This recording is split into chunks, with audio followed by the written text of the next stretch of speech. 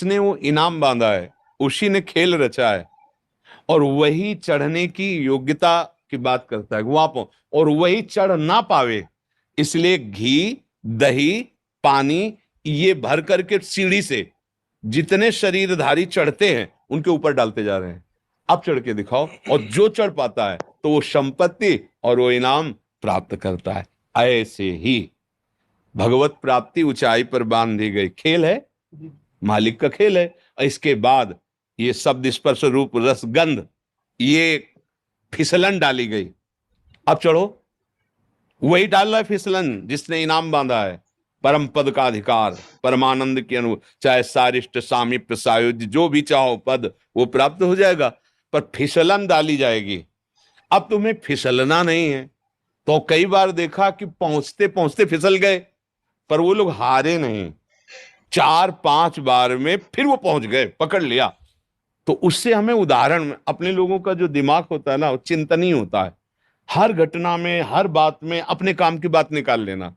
तो उस भागवतिक मेले में, उस दृश्य में ये बात पकड़ में आई। ठीक ऐसे ही मालिक खेल खेल रहा है हमारे सामने, वो भोग रखता है फिसलन वाले, जिससे हम परमानंद स्वरूप अपने आत्मबोध या भगवत प्रेम पाने के लिए ही उसने वो भी रखा है, मानव देह भी दिया है, उसी का रचा हुआ है, पर फिसलन उसने जरूर रखी है।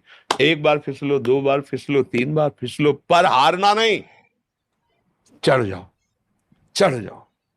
तो कभी काम फिसला देता है, कभी क्रोध फिसला देता है, कभी मोह, कभी अहंकार, कभी ईर्ष्या, मत्सरता, नाना प्रकार की फिसलन वाला हमारे सामने खेल रचा जाता है। अब वो आकर्षण फिसलन वाला है ही रचा, इसीलिए गया है कि तुम इसी में लगे रहो।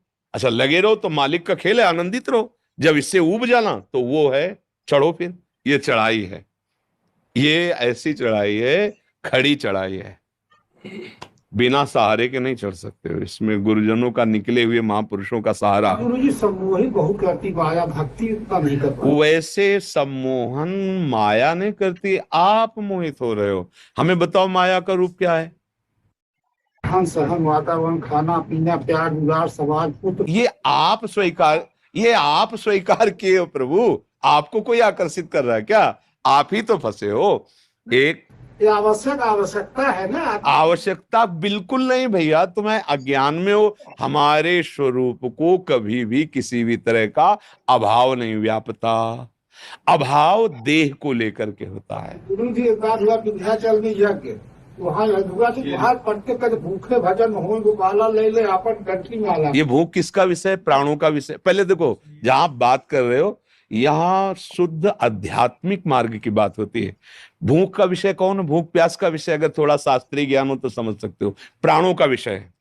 आप प्राण नहीं हैं, छांदोग्य उपनिषद पढ़ के देखो, आप प्राण नहीं हैं। तो अब आप अपने को और कुछ मान लेंगे तो ये ले कंठी माला। किसकी कंठी माला? किसकी? ज्ञान में आओ तो, और भक्ति। आप अपने स्वरूप को नहीं जानते हो।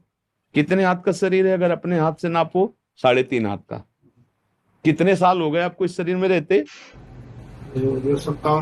58 साल में 58 सेकंड भी कभी नहीं सोचा अपने स्वरूप को कि तुम हो कौन। अगर तुमसे पूछा जाए आप कौन हो, तो अपने गांव का नाम बताओगे, शरीर जहां जन्मा है वो बताओगे, शरीर का जो नाम है।